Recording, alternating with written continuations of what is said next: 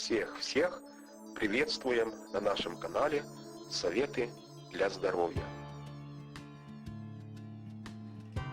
Картофельная ингаляция для лечения кашля, а также воспалений бронхов.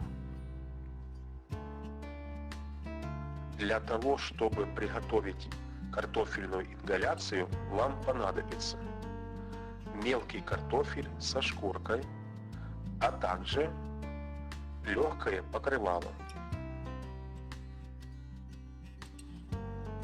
Приготовленный картофель складываем в кастрюлю и заливаем водой. Варится мелкий картофель со шкуркой до полного приготовления.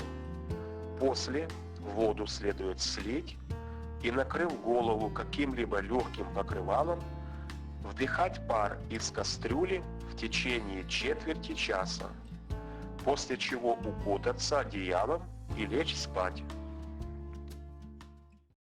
Благодарим вас за то, что были с нами.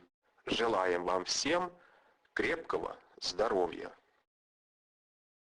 Заходите на наш канал и подписывайтесь.